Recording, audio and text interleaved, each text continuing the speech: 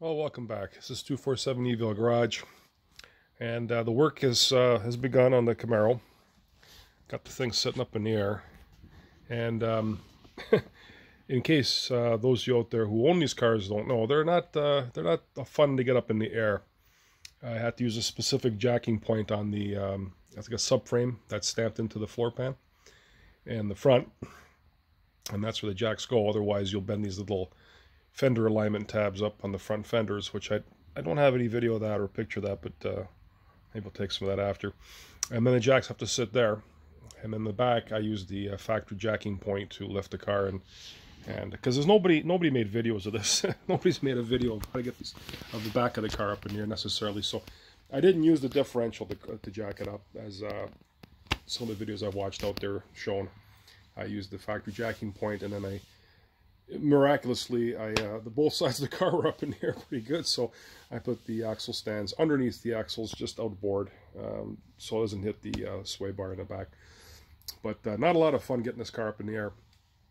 And the reason the car's up in the air is because the work has started.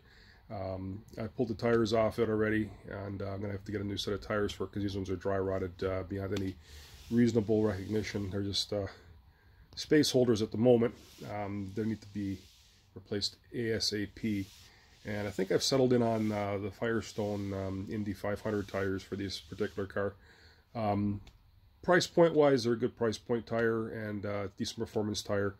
I mean, I could go to a Michelin like I did on the Mach 1, but I think I'm just going to go with the Indies on this one and just see how they go. It's a summer tire, and like I said, I don't know what my plans are for this car at this point. So that started, and today was oil change day, which was miraculously easy. The filter came off super easy, and the fill plug was a little bit snug, but it came off, and I drained out all the old oil, which hadn't been done probably since 2007, was probably the last oil change in this car, because it had sat in storage since that point in time. The car is unbelievably what I would call clean. The only thing is there's a little bit of peeling of paint on the rear diff, just from the moisture that in the storage where it was stored, and there's a little bit of surface crust on the A-arms in the front, but that's it. And once I get those cleaned up, and I will, not sure if I'm going to paint them or just clean them, I don't know, the car will be done. And underneath has just got some mud splatter from when it was in the barn, and when I was driving it to the front, or they actually drove it around a little bit, the people who were storing it. I don't know how far they took it, but they did manage to splash enough mud underneath. They moved it from one unit to another, from what I gathered, and they'd splash a little bit of muddy water underneath the car, so it just got to be cleaned up. It's nothing major. Other than that, we're looking at getting the paint. It needs a good buff. It's been sitting for a long time, and it's the paint's pretty good. I mean, there's nothing wrong with it. The clear coat's good, the paint's good, but I'm just gonna give it a good buff. And I'm not sure if I'm going to go with the ceramic wax at this point or not at this time, or ceramic coat, I should say, at this point in time. I might. Maybe I will. I don't know. But that's about it. I'm leaving the car fairly stock. I'm not going to be doing any modifications to it. No exhaust. Not changing that. It's mint. It's brand new. And it doesn't have the SLP center exhaust on it, but the car does have SLP equipment on the car. It's an SS, Z28 SS. So the mileage on it is super low. As I stated in my other videos before, it's got around 3,580 or 81 kilometers, something like that. And that translates to about around 2,200 miles for my American friends. So the car has almost no miles on it. It's unbelievably low mileage car, and it had been sitting in storage since the information I've gotten subsequently is the fall of 2007. So that was 15 years when I rescued it from there, and it sat another winter between my backyard here and in the garage. So it hasn't seen roads since at least the fall of 2007. The tires on there are day coated 2006. They're not the original tires. And I don't know why they would have been changed out, because they really weren't that old. They only had 3,500, or something like that, not even 3,000 kilometers. So I guess they put new tires on it at some point, but these ones are just cracked and dry rotted, and they're good for garbage is what they are good for. But yeah, so the work's started, and I'm hoping to get a few more things done. I'm going to be undertaking probably changing the coolant.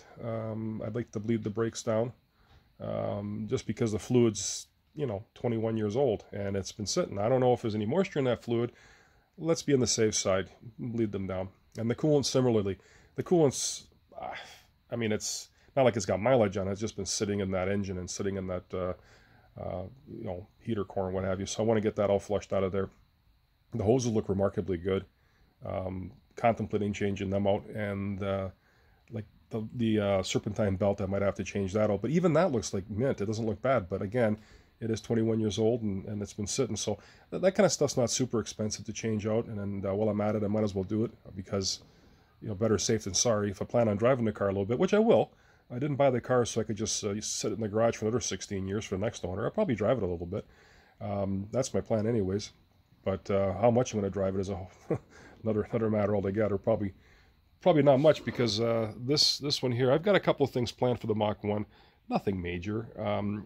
There's a fuse I'm going to pull for the exhaust, the active exhaust system, so that'll be running full open all the time. And people say, well, don't do that because it's loud. You know what? I don't care. It's not that loud, and I've got the H-pipe on there, so I do want to have a nice sounding exhaust, which my last Mustang, the convertible I had, the GT, the 19, had the MBRP full race exhaust on there. I basically had like no mufflers, no pipes, a full-on straight pipe exhaust, and it was stupid loud. We're not going to do that with this car, but I will do the fuse pull, and there's going to be a catch can probably I'll be tacking on there at some point in time. And the belly pan in the back, there's a pan in the back which directs air to the diff coolers, or diff cooler, and that tends to pick up a lot of stones. And with my Cup 2s I had last summer, I imagine I emptied it once or maybe twice, and there was quite a bit of stones in there, so I'll probably be doing a little video on that too at some point. And I'll be digging into this car a little bit more. I'll be making a little more videos about what's going to happen with this car and how I clean it up underneath. And I want to take a video of it underneath because it is really that clean. But that's a little update from the garage, and we're getting into spring now, so I'm kind of getting itchy. I want to get this car on the road, and it's not going to take much really. Like I said, basically tires and fluids and a few other things, and she's good to go.